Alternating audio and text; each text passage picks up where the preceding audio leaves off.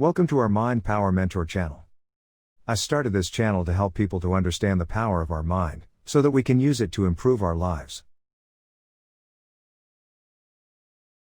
So I was thinking the other day about numbers. You know, there are mathematicians who think that there isn't anything more real than numbers. And that's an interesting proposition. I mean, it's obviously the case that once you invent or discover numbers, that confers on you a tremendous power. Who knows the limits of that power? And the claim that numbers are more real than anything else is predicated in part on the fact that when you discover them or invent them and start to utilize them, that your ability to operate in the world expands immensely. And so that's one of the ways of judging whether or not something is real, is whether or not when you use it, it facilitates your means of operating in the world. Interestingly, numbers are abstractions. And so that raises another question, which is, well, what's more real? The thing that's being abstracted from or the abstractions? And again, that's not obvious. And maybe the question of more real isn't germane.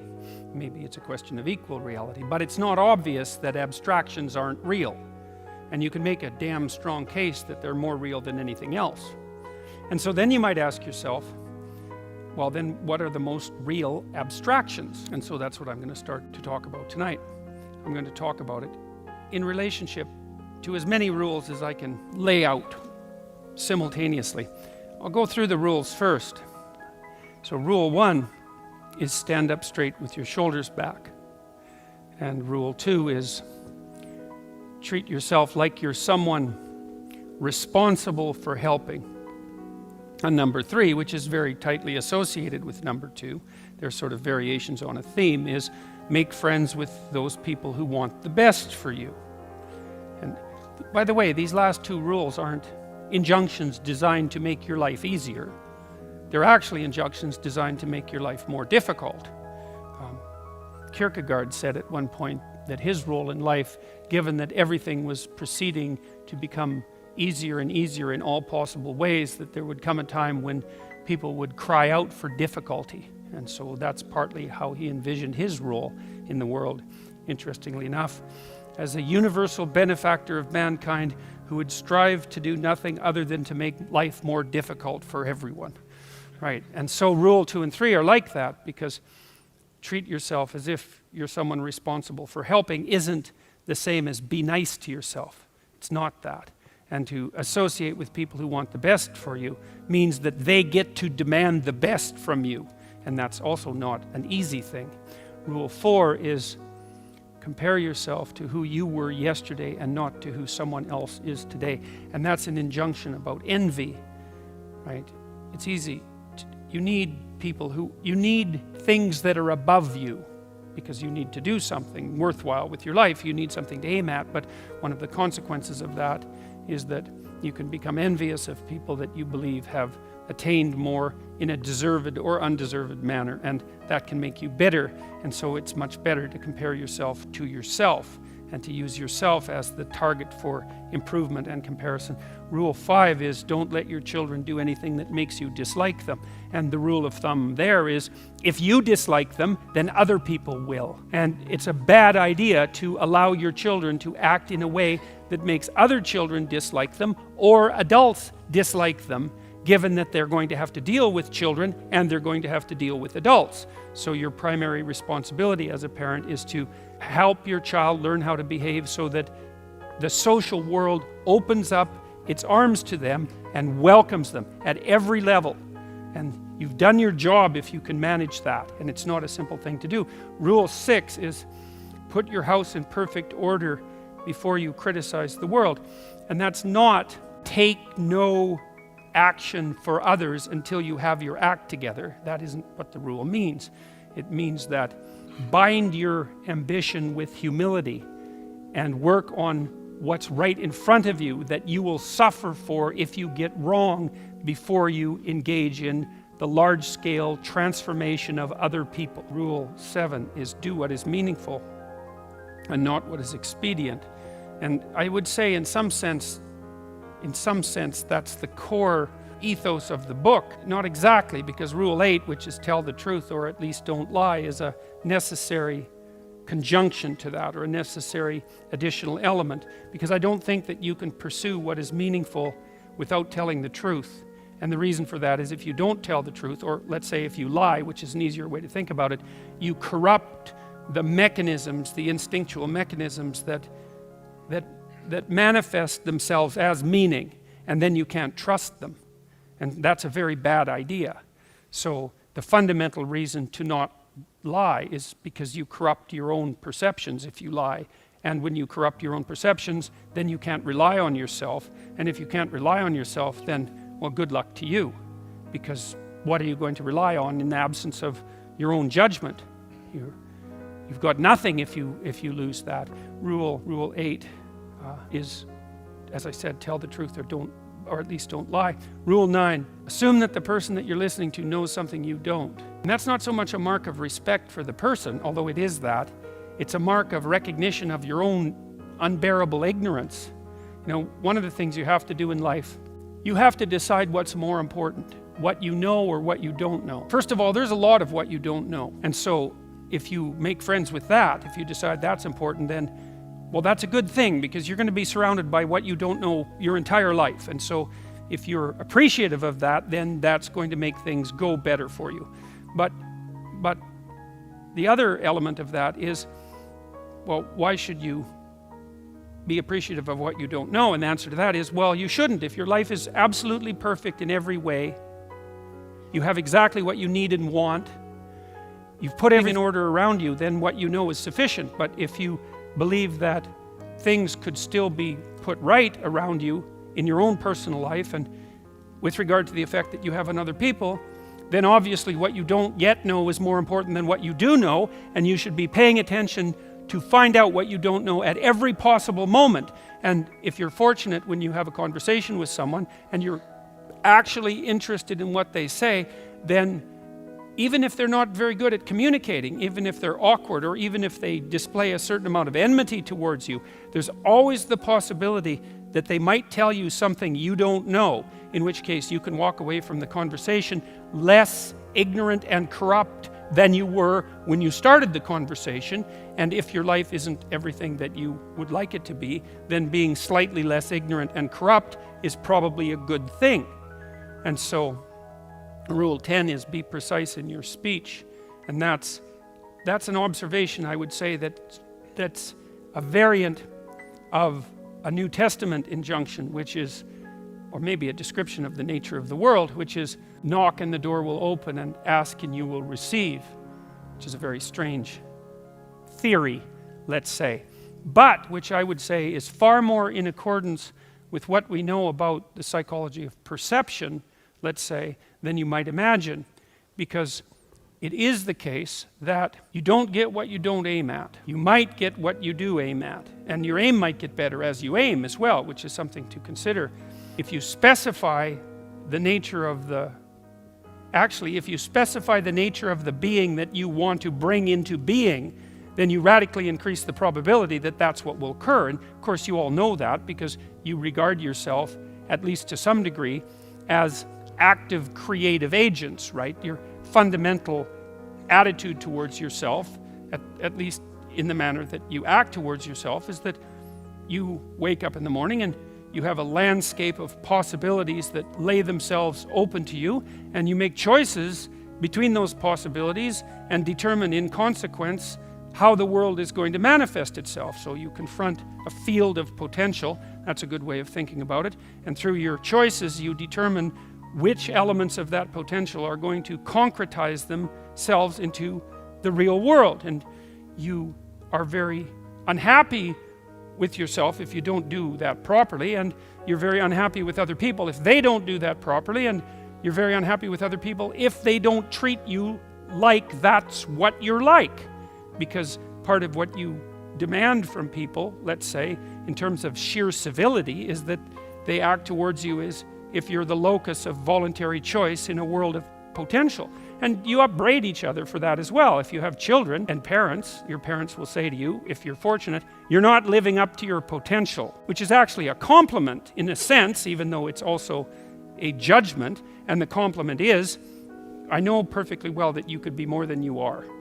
And you'll hang your head if you have any sense, and you'll think, like you think in relationship to your own conscience, that yes, I have a lot of potential that I'm not fully realizing, and that actually constitutes a transgression against the good. And I don't think I've ever met anyone who doesn't believe that. If you have a reasonable conversation with them, it just seems self-evident.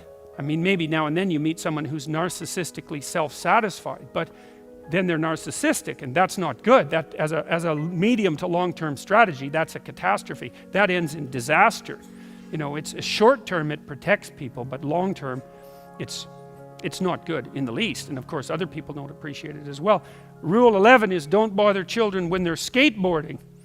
And that's actually a discussion of courage, of encouragement, more specifically, because I've been trying to understand, for example, what role parents play in the lives of their children. And I would say this is a role that is of fundamental importance, as well as attempting to guide your children so that they act in a socially desirable manner, so that the world opens itself up to them. You also want to encourage them, which is not the same as sheltering them. It's not the same at all. And to encourage someone is to say something like, or to act out something like, look, kid, the world's already difficult, because the world isn't easy for children any more than it's easy for adults. The difficulties they're not the same. They're child-sized difficulties, but they're still difficulties. The world is a very hard place, and it's a bitter place in many ways. And it's not only a hard and bitter place, it's also touched with betrayal and malevolence.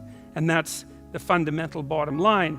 But there's something in you that is capable of taking that full on and transcending it. And that's encouragement. You say, well, as difficult as things are, you're up to the challenge. And to interfere with children when they're skateboarding, for example, when they're doing, let's say, inadvisably dangerous things, which kids of course do if they're skateboarding, to interfere with that is to interfere with the child's willingness to voluntarily expose themselves to the risks that they need to expose themselves to in order to develop the sort of competence that allows them to thrive in a world they cannot be sheltered from. And so to interfere with children when they're taking necessary risks is not love or empathy, but cowardice on the part of parents. And it's deeply damaging to children. And I can tell you, as a clinical psychologist, I've never had a client come to my office in all the hundreds of encounters I've had with people in my office. I've never had a client say, my parents made me too independent. That hasn't happened once. Right, now, my parents made me too dependent, or I conspired with my parents to perpetuate my dependence. That happened all the time. So there's a rule of thumb, which I think is a good one, which I believe is often applied in nursing homes by people who work in nursing homes, which is of course a very difficult job. And the rule is, do not do anything for anyone they can do for themselves. And the reason for that is that it's a form of theft, right? You don't, first of all, if you do something for someone and it facilitates their movement forward, then they moved forward because you helped them, which is something I was very careful about as a therapist. I don't want to give my clients advice. First, it might fail, in which case they are going to pay for my advice. And second, if it succeeds, then I get to be the successful one. And I don't want to steal the success from my clients. That's a bad idea. I want to help them figure out what it is that they should aim at, and then help plot out a strategy for attaining that. But I want to ensure that it's their destiny, not something I'm imposing. And of course, the imposition of that sort of thing is the hallmark of a bad, I would say, therapeutic relationship, but also a bad relationship, period.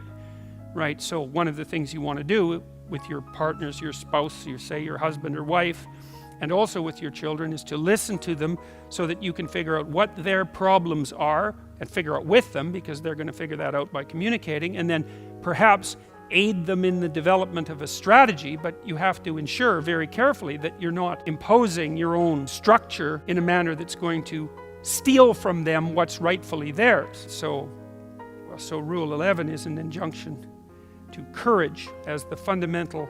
Because you could say, well, what's the antidote to the catastrophe of life? And one answer might be safety. It's like, well, look, everyone's sensible enough to know that a certain amount of provision for safety is worthwhile. You should probably wear your seatbelts when you're driving around in your car, because why take foolhardy risks? But given that there is no security in life, in the final analysis, then encouragement is a much better medication than sheltering. And that's I think in keeping with the idea that what life is essentially is not a place to attain happiness or even to aim for happiness, even though you should be grateful if some comes along now and then, but a call to something like adventure. And I think that's the proper way of conceptualizing it. Certainly, if you go watch a story, a movie, you read a book, something like that, if you encounter a narrative that's gripping, whether it's a romance or a classic adventure story, then the element of it that's gripping is the adventure.